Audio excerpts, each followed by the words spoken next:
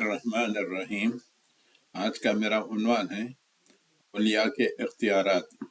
میں نے جان بوجھ کر اولیاء اللہ کا نام نہیں لیا، کیونکہ یعنی اللہ کے دوست کون ہیں اور کون نہیں ہیں، یہ علم غیب کا معاملہ ہے، اور صرف اللہ تعالیٰ جانتا ہے کہ جو آدمی ظاہراً بہت ہی نیک اور متدین نظر آتا ہے وہ حقیقت میں اللہ تعالیٰ کا دوست بھی ہے یا نہیں، چونکہ اس ولی ہونے کے لیے ضرورت ہے کہ وہ مومن ہو اور متقی ہو، اور یہ علم غیب کا معاملہ ہے، وہ صرف اللہ جانتا ہے۔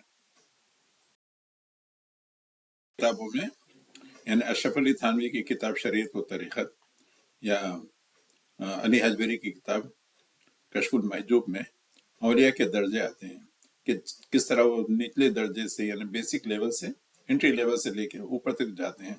جیسا کسی آفس میں ہوتا ہے کہ کوئی آدمی چپراسی سے بھرتی ہوتا ہے، ترقی کر کے کلرک، ہیڈ کلرک، سپرنٹینڈنٹ، پھر سیکرٹری وغیرہ، تو اسی طرح یہ ترقی کرتے کرتے یعنی اولیاء تو خطب اور خطب الاقطاب کے لیول تک پہنچ جاتے ہیں۔ خطب الاقطاب کو غوث بھی کہتے ہیں اور قیوم بھی کہتے ہیں۔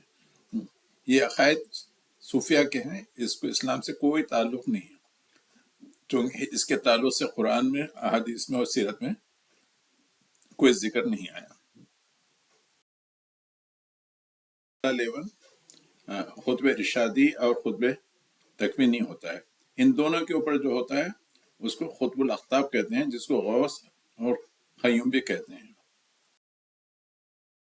کام واعظ و نصیحت ہے، جبکہ خطب تکوینی کا کام دنیا کا انتظام چلانا ہے، یعنی اللہ تعالیٰ کے اپنے پورے اختیارات اس کو دے رکھے ہیں، اور یہ جو ہے کہیں پہ زلزلہ لانا ہے، کہیں پہ خوش سالی لانا ہے، کہیں پہ سیلاب لانا ہے، یہ سب خطب تکوینی کا کام رہتا ہے۔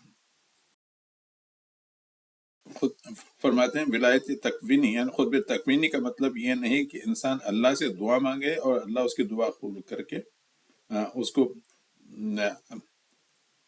کو قدرت دے، بلکہ اس کا مطلب یہ ہے کہ انسان اللہ تعالیٰ کی بندگی کے ذریعے ایسی معنوی قدرت حاصل کرے جس کے ذریعے خود فطرت و طبیعت میں تصرف کر سکے، یعنی صاحب اختیار بن جاتا ہے۔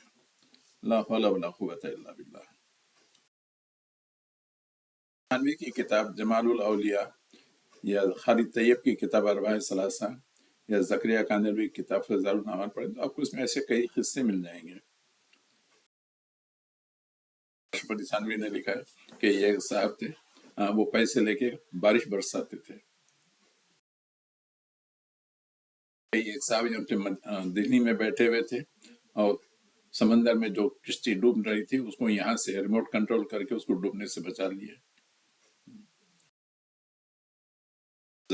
زکریا کاندلوی کی کتاب میں کہ ایک بچہ پیدائشی اندھا تھا، اس کو کسی ولی نے منہ پہ ہاتھ پھیرا اور اس کی بینائی واپس آ گئی۔ اس میں کہیں بھی اللہ سے دعا کا نام ذکر نہیں ہے، بس انہوں نے خود ہی ہاتھ پھیرا اور یہ ہو گیا۔ پھر انور شاہ کاشمیری کا ہے کہ مری ہوئی مرغی کو انہوں نے کہا خم، اور وہ مرغی زندہ ہو گئی۔ لا حول ولا قوت الا باللہ۔ یعنی یہ بالکل شرک ہے، یعنی آپ اللہ کے اختیارات بندے میں مان رہے ہیں۔ اگر یہ شرک نہیں تو پھر شرک کیا ہے؟ اللہ تعالیٰ ہمیں قسم کے قصے کہانیوں سے بچائے رکھیں، آمین۔